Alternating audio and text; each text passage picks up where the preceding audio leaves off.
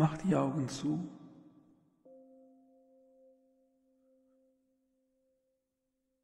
Und spüre erstmal,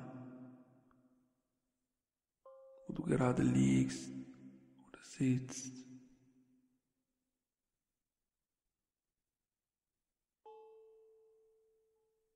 Du hörst meine Stimme.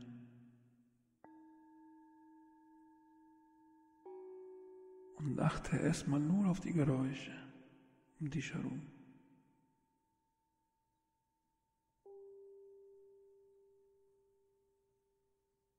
Vielleicht Geräusche, die vom Außen kommen.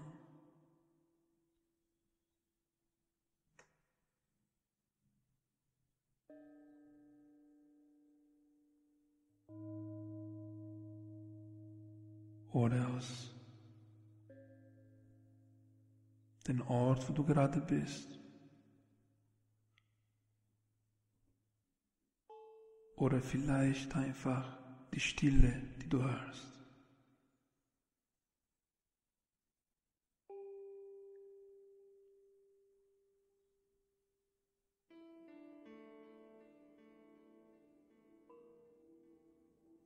Und dann hörst du auch diese Musik, die Klänge.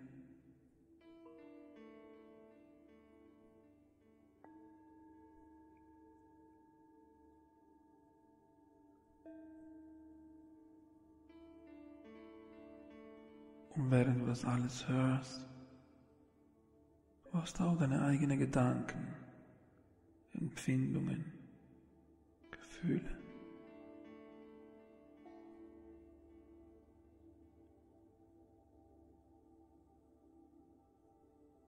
Und all dem, was du fühlst, denkst, ist absolut willkommen.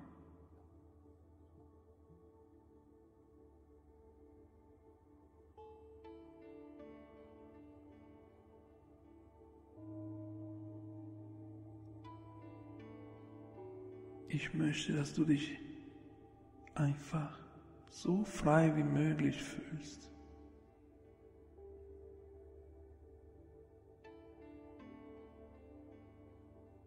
Und Ziel dieser Hypnose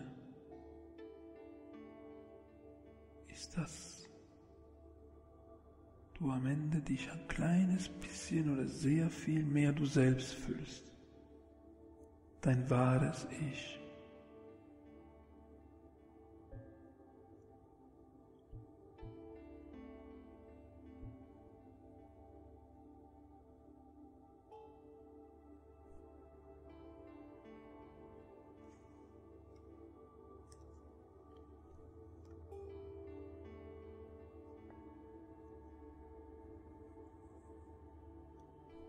Vielleicht kennst du dieses Phänomen.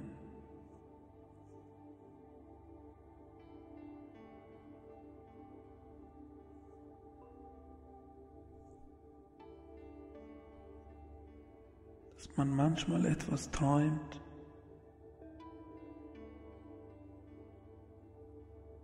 und man sieht jeden einzelnen Detail.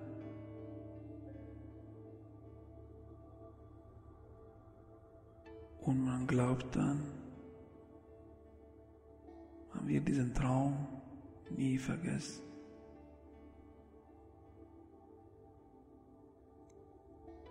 Doch dann, nächsten Morgen,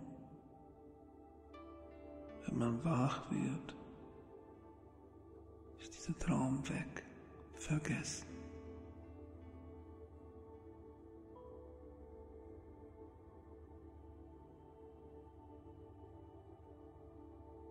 Vielleicht kennst du auch diesen Phänomen, dass wenn man wieder einschläft,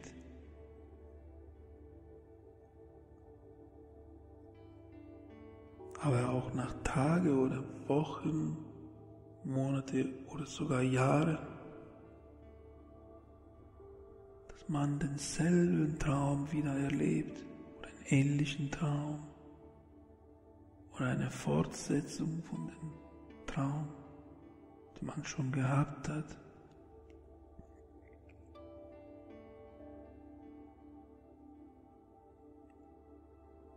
Und manchmal, selbst im Traum, dass man sich sagt, das kenne ich schon, das habe ich schon erlebt, das habe ich schon geträumt.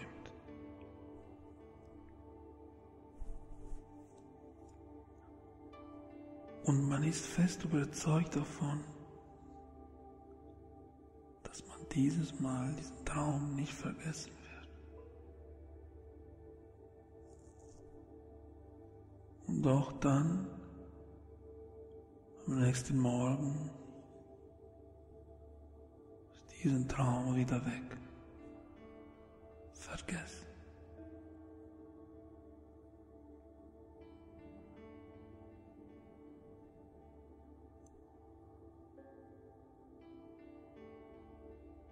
Fähigkeit,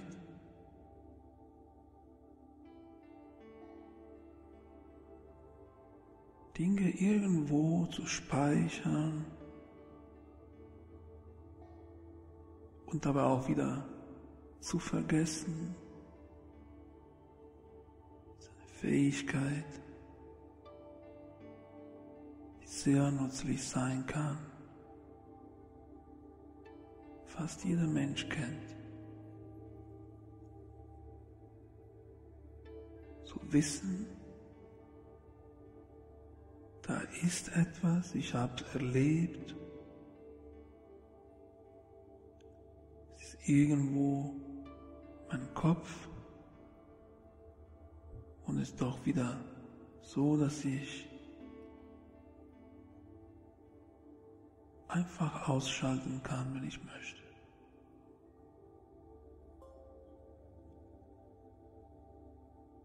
Es ist eine sehr nützliche Fähigkeit, zum Beispiel, wenn man etwas Negatives erlebt hat.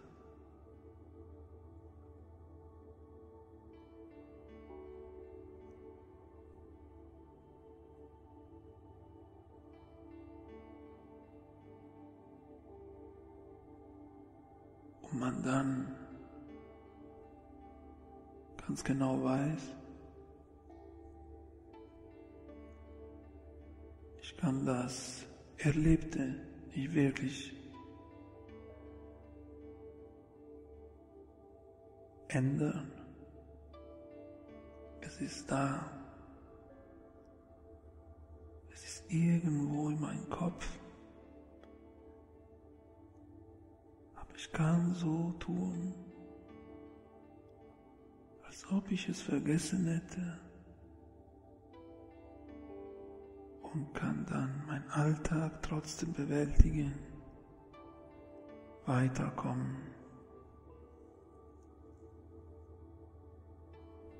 weiterleben.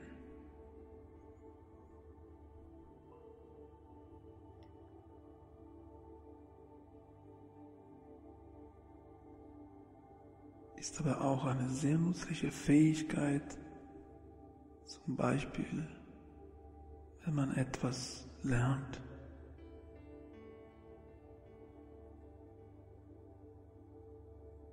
Zum Beispiel, wenn man Autofahren lernt.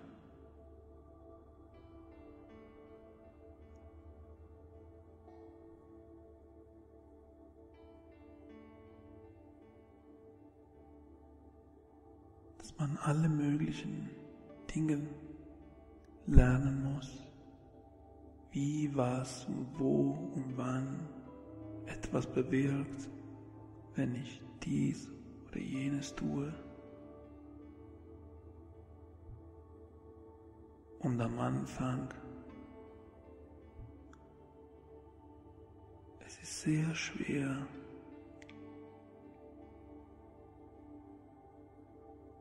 sich alles zu merken und trotzdem fahren zu können. Man hat das Gefühl, dass man an so viele Dinge aufpassen muss, dass man so viel beachten muss.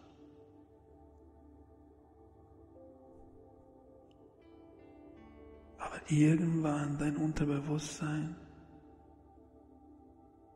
hat all dem gespeichert.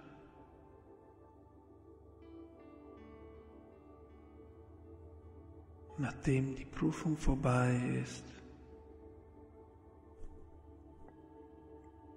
und du einige Male gefahren bist, du kannst dich einfach im Auto setzen heute vielleicht und merken, dass du einfach Dinge machst,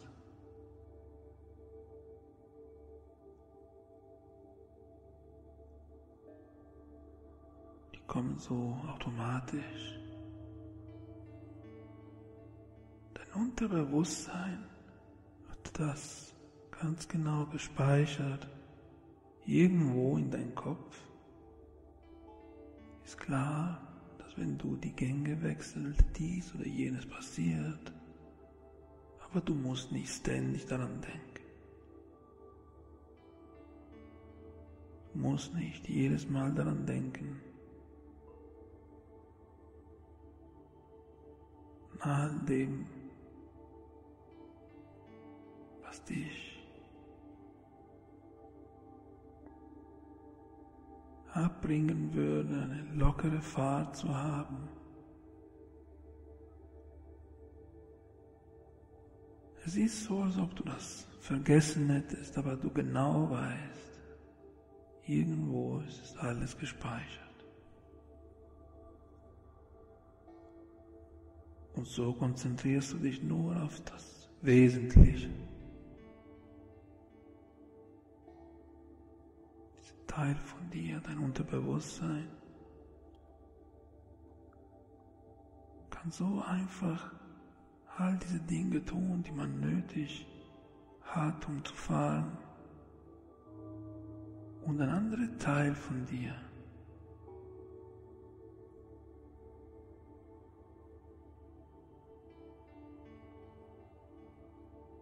bewusster Teil, ist sehr aufmerksam und schaut auf die Straße, kontrolliert, dass nichts passiert.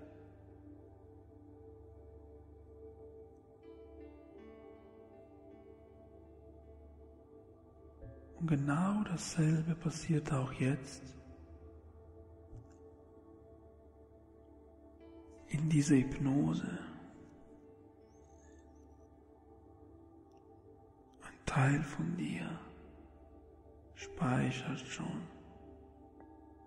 oder hat schon längst gespeichert wichtige Informationen, die dir helfen, weiterzukommen, zu entspannen. Vielleicht ist es nur ein Wort, eine Stimmung.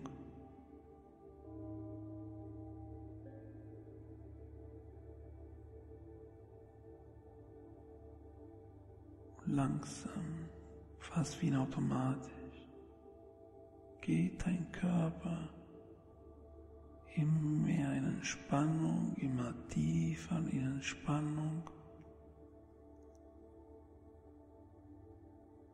Während diesen bewusster Teil von dir alle Geräusche, Musik und Stimme wahrnimmt, kontrolliert und genauso wie beim Autofahren oder Fahrradfahren oder Schwimmen, wenn diese zwei Teile mit jedem Wort, was du hörst, unbewusster Teil in dir zusammen kooperieren. Jedem Klang, was du hörst, du gehst immer tiefer in Entspannung, tiefer, dann kannst du auch eine wunderschöne Fahrt haben und dich freuen. Tiefer in diese Trance. Genießen richtig. Du fühlst dich immer wohler. vielleicht sogar dabei noch Musik hören oder mit einer Person sprechen. Und genauso heute kannst du dich vollkommen freuen und genießen, die Chance nehmen, loszulassen.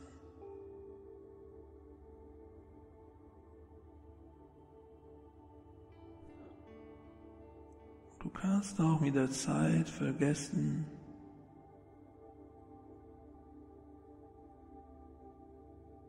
obwohl du genau weißt, es ist meine Stimme, die zu dir spricht. Du kannst vergessen, dass meine Stimme dir gerade etwas erzählt.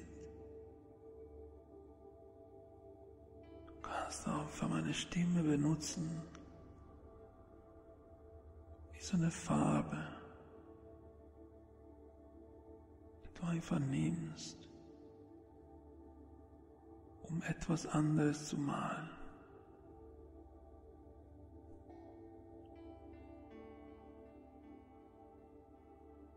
Es ist ein besonderes Phänomen, aber auch eine Tatsache, dass wenn zwei Menschen in denselben Künstlerladen gehen und dieselbe Farbe sehen, zum Beispiel die Farbe Blau oder Gelb, dass diese Menschen sich ganz was anderes vorstellen, was sie malen könnten mit dieser Farbe.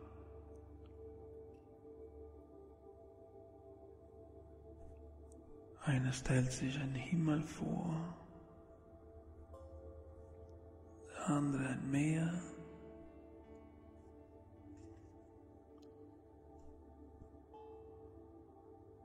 Und so kann passieren, dass auch wenn ich dieselben Worte erzähle, dir oder eine andere Person,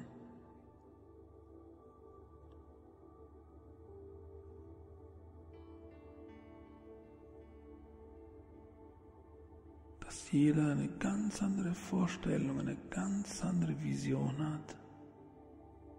Und genau dort kannst du gehen. Deine eigene Vision, deine Vorstellung, deine Welt, dein Freiraum. Ein Raum, wo du Kraft tanken kannst, aber auch Ruhe, Glück, Hoffnung.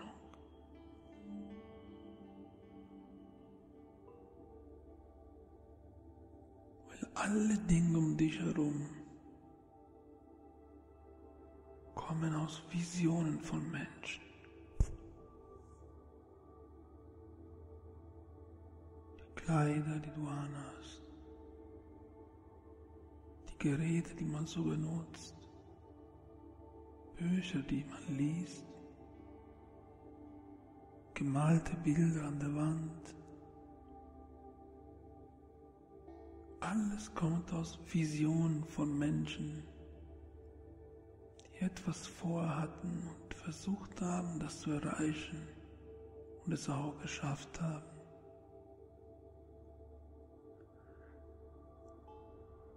Und genau dort fängt deine Genesung an. Dort, wo du deine Vision visualisieren kannst.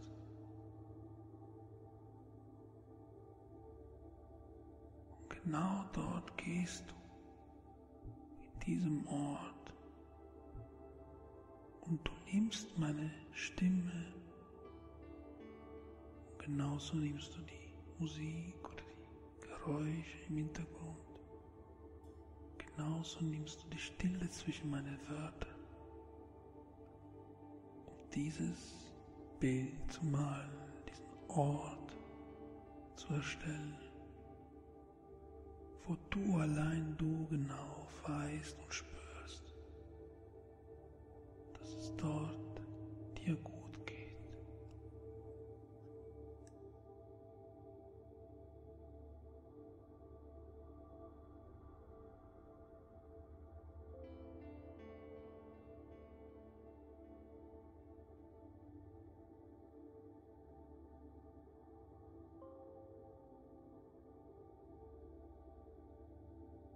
mit jedem Wort, was du hörst, jede Empfindung, die du hast, jeden Klang, was du hörst. Du gehst immer tiefer in Entspannung, tiefer, tiefer in Entspannung, tiefer in diese Trance. Du fühlst dich immer wohler, immer besser. Stell dir vor, es kommt der Tag, wo du fliegen möchtest.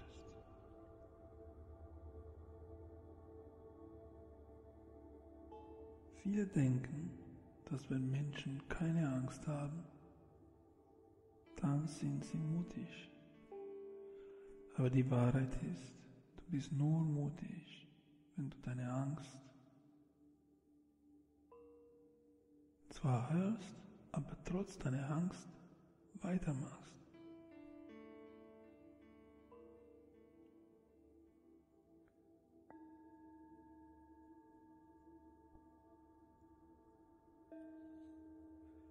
Alle normale Wesen sind darauf programmiert, Angst zu empfinden, wenn sie eine Gefahr sehen,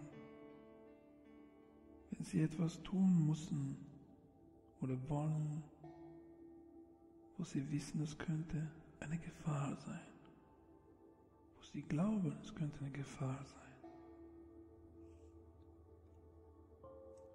Flugangst folgt einem natürlichen Instinkt,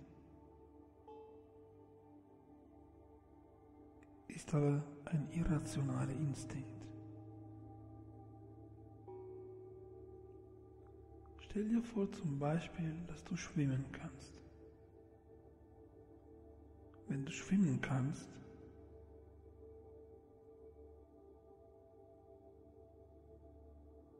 empfindest du die tiefe Seite eines Schwimmbeckens für ganz normal, vielleicht sogar für spannender als die Seite, wo einfach nur niedrig ist, wo du mit den Füßen Boden kannst.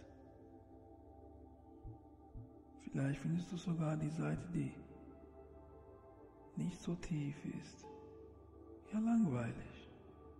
Und doch in dem Moment, wo du nicht schwimmen kannst, hast du Angst von der tiefen Seite des Schwimmbeckens.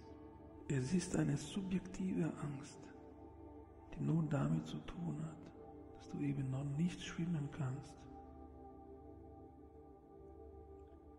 Aber die tiefe Seite des Schwimmbeckens ist nichts anderes als das, was es ist.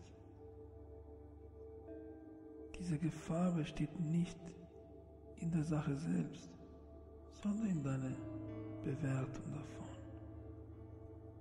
Und genauso ist es auch mit der Flugangst. Weil wir bestimmte Dinge nicht gut bewerten, empfinden wir sie als gefährlich. Muss aber nicht sein. Sogar Vögel haben Angst, bevor sie das erste Mal fliegen. Doch wenn sie dann fliegen, ist das für sie das Einfachste, was es gibt.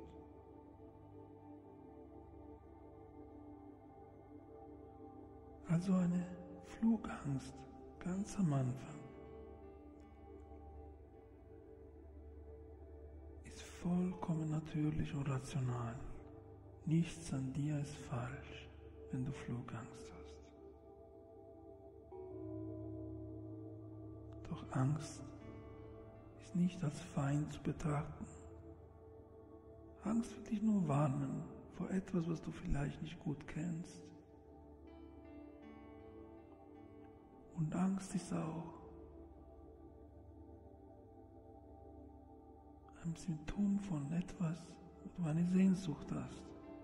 Zum Beispiel die Sehnsucht nach anderen Ländern sehen, besser leben, irgendwo sein, mit jedem wo Wort, es nicht zu Hause ist. Da Tapetenwechsel, Urlaub.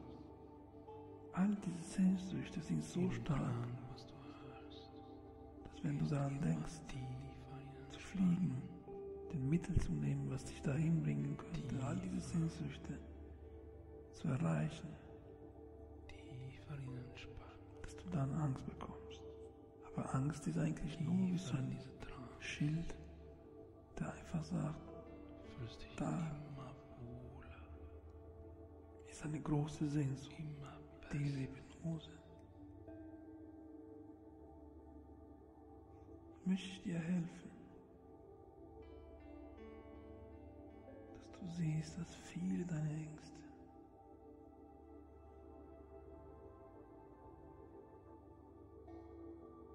von einer falschen Bewertung kommen.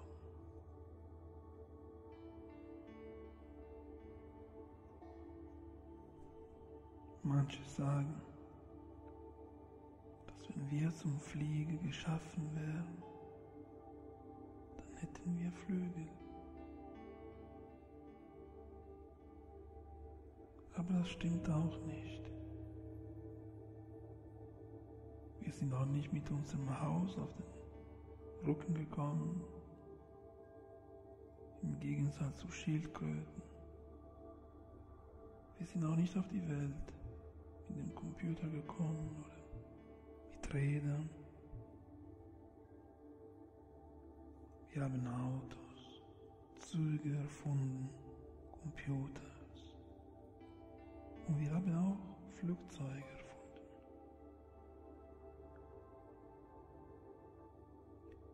Aber wir verbinden mit dem Fliegen etwas ganz Leichtes wie Flügel, wie Vogel, wie Engel, etwas, was wir nicht sind. Und etwas, was auch die Flugzeuge nicht sind. Sie sehen so schwer aus. Und wir wissen, dass alle Lebewesen, die fliegen können, sehr leicht sind.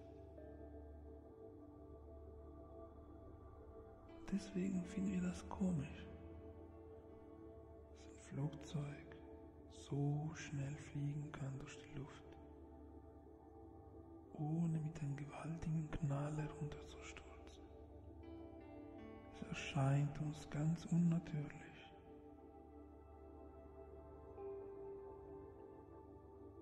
In Wirklichkeit, ein Flugzeug ist in perfekter Harmonie mit der Natur.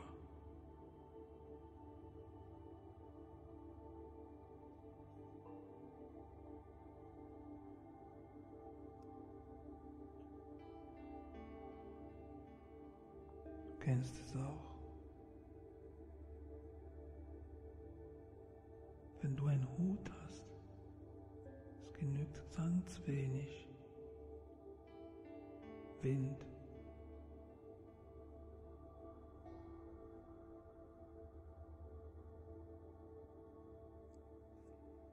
damit der Hut wegfliegt.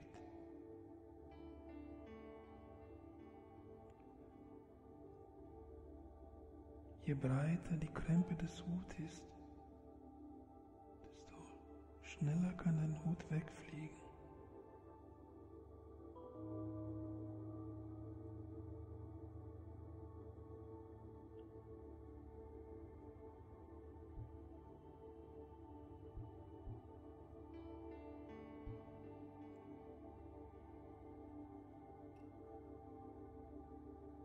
Flugzeug schafft von sich selbst der Wind.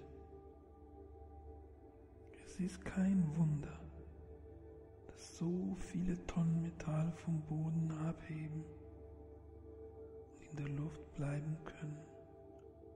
Das ist ein Naturgesetz.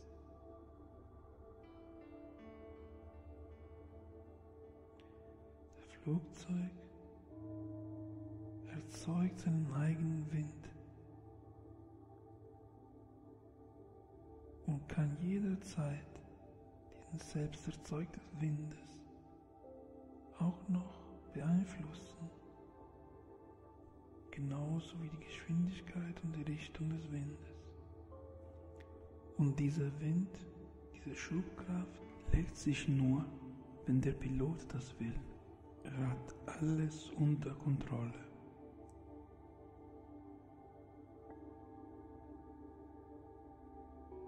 Sogar Autos und Häuser können in ein Tornado hochfliegen. Mit jedem Wort, was du hörst. Auch wenn sie sehr schwer sein können. Empfindung, die du hast. Unterschied ist in dein Haus, dass der Pilot absolut die Kontrolle hat über dieses Windes. Tiefer in Entspannung. Ein Flugzeug Tiefer in diese Trance. es ist nicht auf den Wind angewiesen, der da draußen ist. Du musst nicht die Launen des Windes folgen wie dein Hut oder ein Haus. Flugzeug entscheidet selbst durch den Pilot, was geschieht. Und es ist auch so, dass ein Flugzeug kann auch seine Form verändern.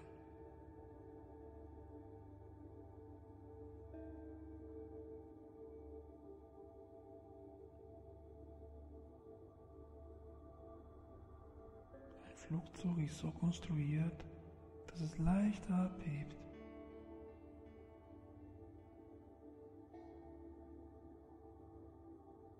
Und während die ganze Zeit des Fluges die vorgesehenen Positionen beibehält und nicht wie dein Hut, der hier und dort sich vom Wind beeinflussen lässt.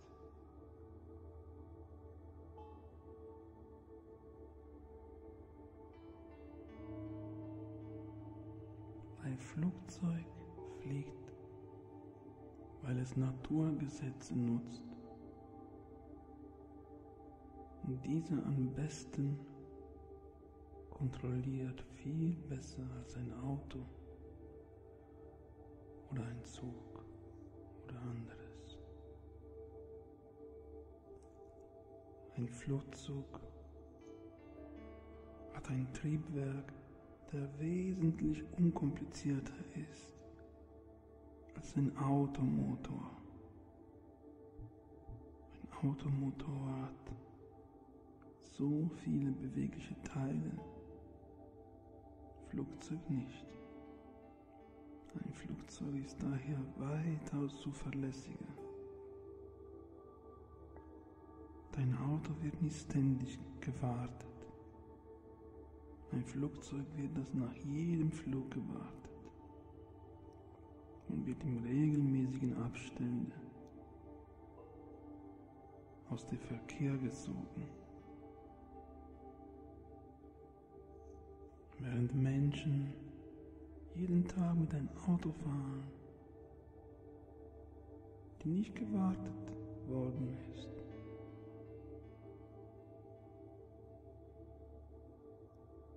sind Flugzeuge ständig kontrolliert, haben Bodenmechaniker, Bordmechaniker oder den Pilot nur den geringsten Verdacht, es könnte irgendwas nicht stimmen, startet ein Flugzeug nicht mal. Ein Auto hat nur einen Motor, während ein Flugzeug mehrere Triebwerke haben. Und die meisten Piloten erleben während ihrer gesamten Flugtätigkeit nicht einen einzigen Triebwerksausfall. Während mit dem Auto erlebt man immer wieder Probleme.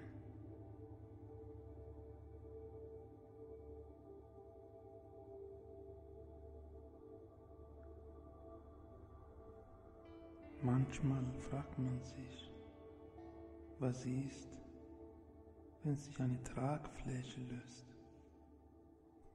Aber die Materialien, Komponenten eines Flugzeugs sind sehr, sehr flexibel. Das ist so, wie wenn der Wind kommt auf eine Wiese und die Blätter, die Grashalme, die werden nicht weggeblasen vom Wind. Die sind nicht so starr wie manche starre Äste von bestimmten Bäumen, die dann vielleicht brechen können.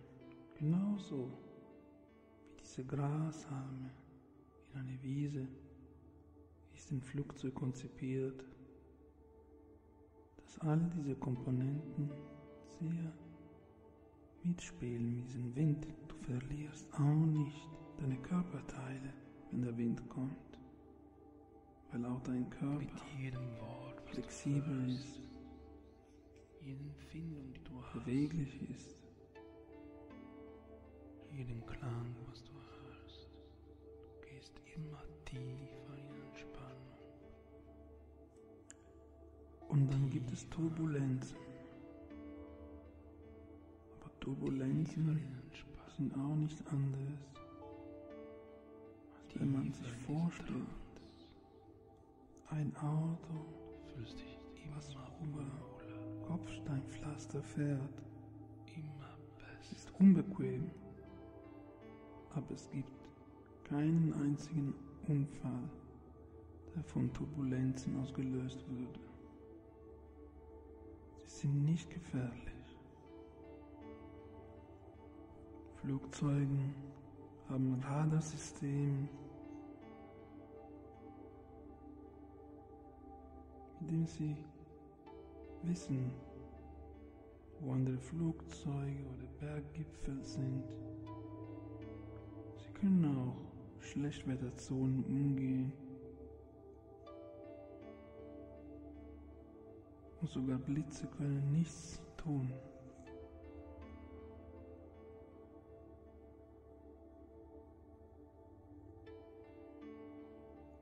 Ein Pilot versucht, die Turbulenzen so weit wie möglich aus dem Weg zu bleiben, nicht weil sie gefährlich sind. Man kann sich das eher so vorstellen, wie wenn du jetzt einen Taxifahrer hättest, der sehr liebevoll wäre und möchte nicht, dass das Auto über Kopfsteinpflaster fährt, damit du eine angenehme Fahrt hast. Aber leider sind manche Straßen so und so fährt der Taxi eben dort. Und so ist es auch mit dem Flugzeug, kann nicht alle Turbulenzen ausweichen. Aber es passiert überhaupt nichts. Es besteht keinerlei Gefahr.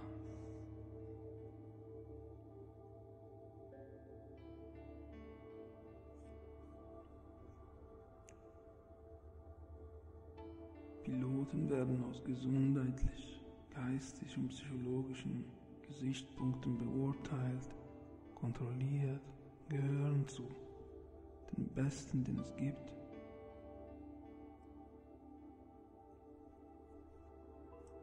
Sind auf jeden Fall viel besser als jeder andere. Freund, der mit seinem Auto dich irgendwo hinbringen möchte. Piloten sind absolut getestet worden. Die haben nicht nur mal eine Prüfung gehabt, wie wir alle haben, wenn wir Auto fahren lernen, sondern haben viele Tests durchgemacht. Und während ein Freund kann immer wieder mal etwas tun, was gefährlich sein könnte, wie trinken oder mal vollkommen cholerisch und gestresst fahren.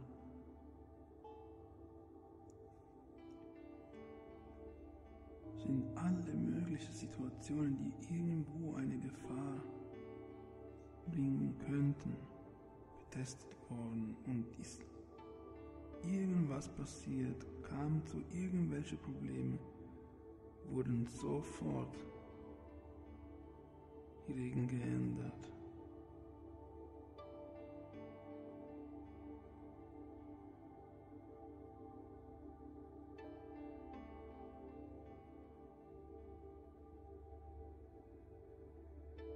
Alles Sicherheitsvorkehrungen werden sofort verbessert, wenn irgendwann was war. Egal ob Unfälle oder Versagen, Sabotage. Sofort wurden diese Probleme gelöst, geändert danach.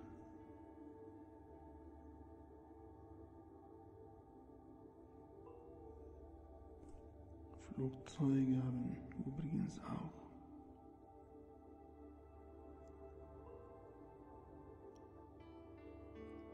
einen riesen Abstand voneinander.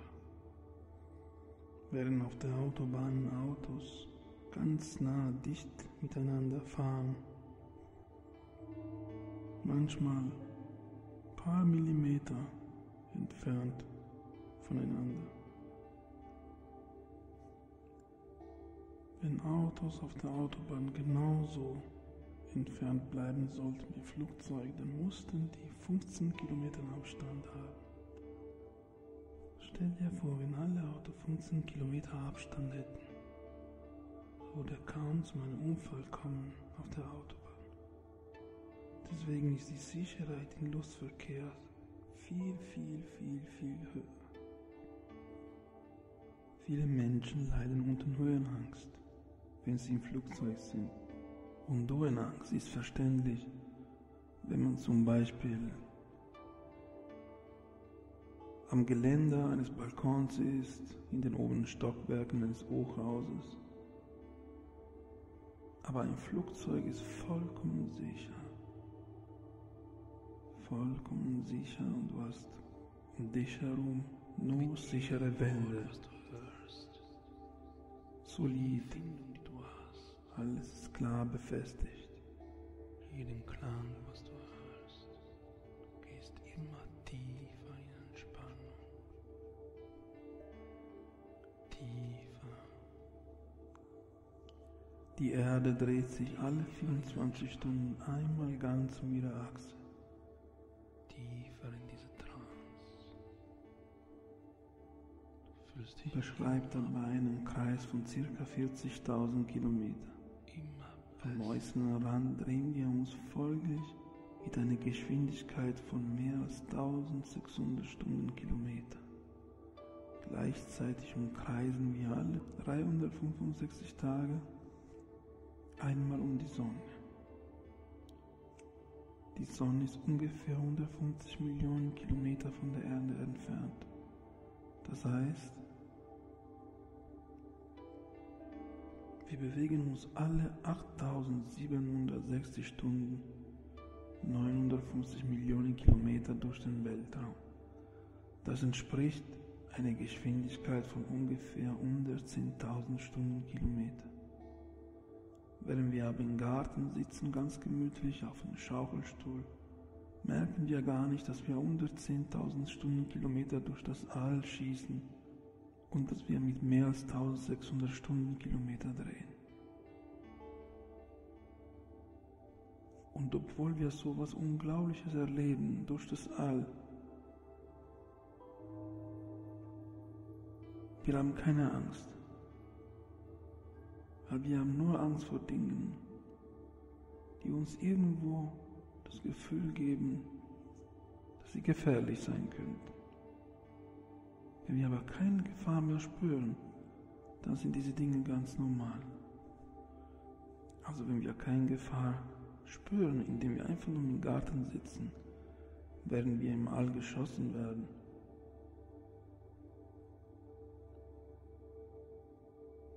dann haben wir keine Angst. Und wir keine Gefahr spüren, während wir im Flugzeug einfach sitzen und von A nach B kommen, dann haben wir keine Angst mehr.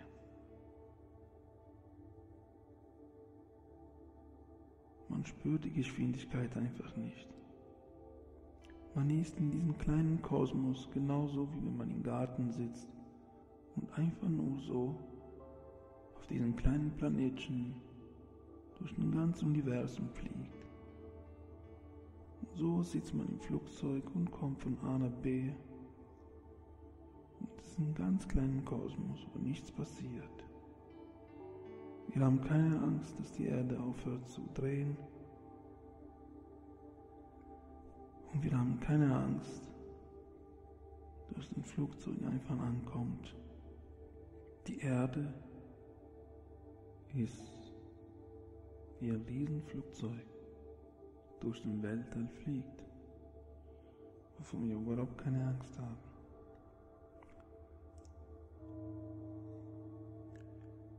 Stell dir einfach vor, falls du Autofahrer bist. Du fährst Auto jeden Tag oder du lässt dich irgendwo hinfahren. Und es kommt immer wieder vor, dass andere Autofahrer aus Unachtsamkeit oder mangelnder Fahrpraxis einen Unfall verursachen. Das passiert jeden Tag. Trotzdem sitzt man entspannt im Wagen, als ob man zu Hause vor dem Fernseher sitzen würde.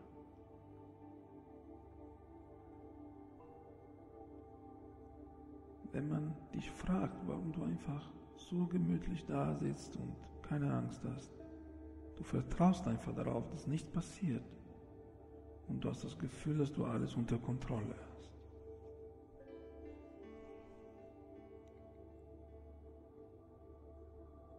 Aber du hast auch keine Angst, wenn du Bus fährst vielleicht oder U-Bahn.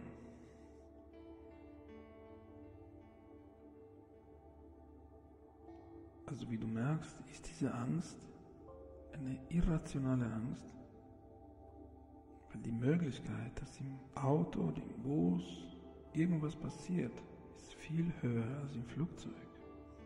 Vertrauen, also in die Technik, in den Piloten, ist ein Schlüssel zur Überwindung von Flugangst.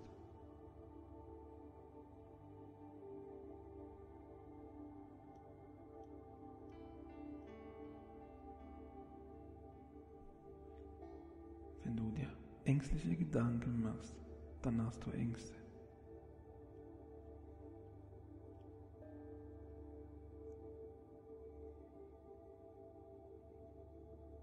Und dann, diese Angst macht sich körperlich bemerkbar. Du verspürst eine Menge sehr unangenehmer Beschwerden wie Schwitzen, Atemnot, Herzrasen, weiche Knie. Aber diese Flugangst ist kein Beweis, dass Fliegen gefährlich ist, sondern ein Hinweis, dass du ängstliche Gedanken und Fantasien hast. Das bedeutet aber auch, dass du Einflussmöglichkeiten hast auf deine Flugangst, auf deine Körperreaktion. Tiefer in diese Trance. Also stell dir jetzt vor, du sitzt jetzt im Flugzeug. Und du weißt, das ist absolut sicher. Es ist viel sicherer, als irgendwas in der Küche zu Hause zu machen, wo du mit Messer rumschneidest, oder viel sicherer, als mit einem Auto zu fahren, wo tausende von Autos rund um dich sind, alle von irgendwelchen einzelnen Menschen kontrolliert, die was weiß ich, was für Probleme haben. Du sitzt im Flugzeug, als ob du zu Hause wärst, vor dem Fernseher, und nichts passiert, außer dass die absolut sicherste Maschine der Welt dich von A nach B bringt. Egal welches Wetter es ist, die Maschine produziert von selbst ihr eigenes Wind, ihre eigene Geschwindigkeit, entscheidet alles, was zu tun ist, und fliegt, weil es einfach ein Naturgesetz ist, der aber vollkommen kontrolliert geht. Der Pilot ist ein Profi und die Maschine wird jeden Tag kontrolliert, mehrmals, viel mehr als jedes Auto auf dieser Welt. Du atmest tief und langsam. Du fühlst dich richtig wohl.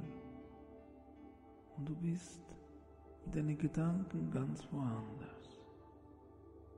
In einem Ort, wo du dich richtig wohl fühlst. Du das Gefühl hast, dass du alles hinter dir lässt.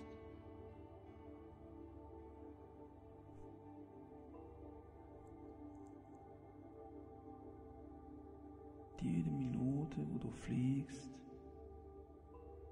du lässt immer mehr Distanz zwischen dir und all die Probleme und Sorgen und Gedanken, die man so im Leben hat.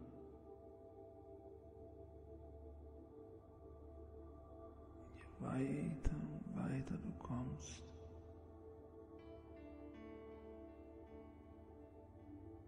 desto sicherer und entspannter fühlst du dich. Du fliegst und du hast das Gefühl, dass du einen 360-Grad-Blick über die ganze Welt hast. Wenn du an all die Menschen denkst, die da unten auf der Erde streiten und Probleme haben, bist du jetzt ganz weit weg. Du fühlst dich sicher und wohl. Du genießt die Ruhe, die Zeit. Und vielleicht schläfst du einfach ein. Deine Augen werden vielleicht müde. Und du machst die Augen zu. Du kannst dann wieder Musik hören. Einfach nur entspannen. Du brauchst, um nicht dich darum zu kümmern,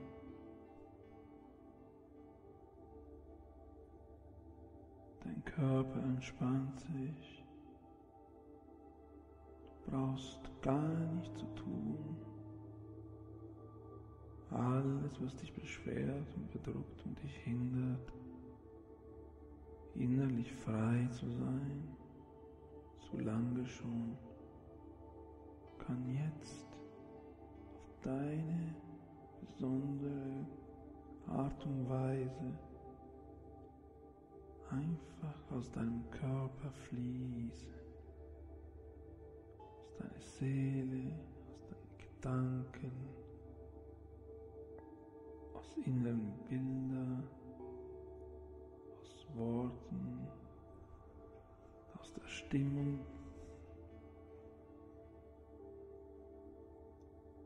Du freust dich immer mehr, du gehst immer tiefer, tiefer in Entspannung. Ruhige, tiefe Atemzüge. Vollkommen sicher und wohl fühlst du dich. Immer besser. Sekunde zu Sekunde, du bist frei von allen möglichen Ängsten, vollkommen frei. Mit jedem Atemzug, du gewinnst immer mehr neue Energie. Und du gewinnst vielleicht sogar die ein oder andere neue Erkenntnis. Und du kannst den ein oder anderen Ballast des Alltags einfach ablegen. Es ist so wunderschön zu fliegen und alles ablegen. Du bist vollkommen angstfrei. Bei dieser Reise kannst du erkennen, wie einfach du entspannen kannst, wer du wirklich bist. Und alles wird so geschehen, wie es gut für dich ist. Jede Empfindung, die du hast, Du brauchst dabei nichts Besonderes zu tun, jeden Klang, was du hörst, nichts Spezielles. gehst immer tiefer in Entspannung. Du kannst vollkommen loslassen und einfach die Reise auf dich und in dir wirken lassen. Tiefer in diese Trance. Du fühlst dich immer wohler, immer besser. Versuch nicht, was zu erzwingen. Genieß einfach die Ruhe jedem Atemzug die Ruhe in deinem Körper. Du genießt es so sehr. Und während du irgendwo gebracht wirst,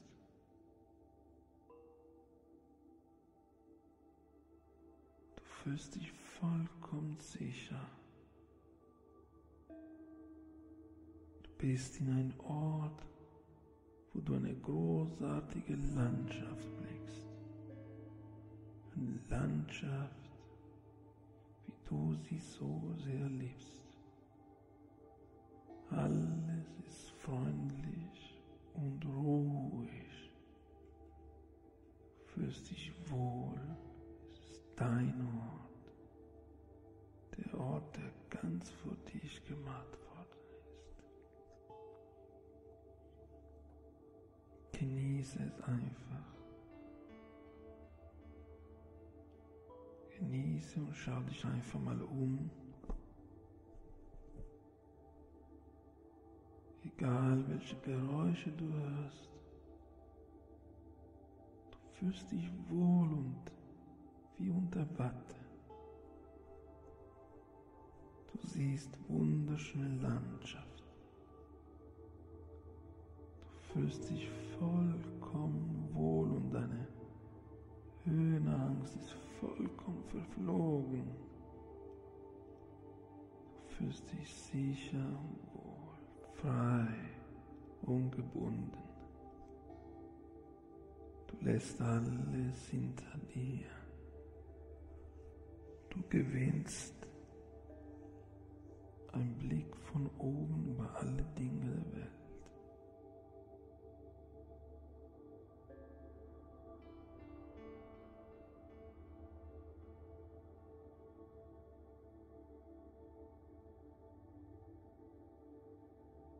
Ich zähle jetzt von 3 bis 1 und bei 1 bist du vollkommen wach.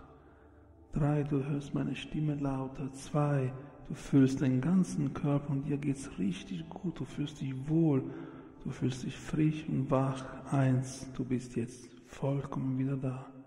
Willkommen zurück. Hab keine Angst.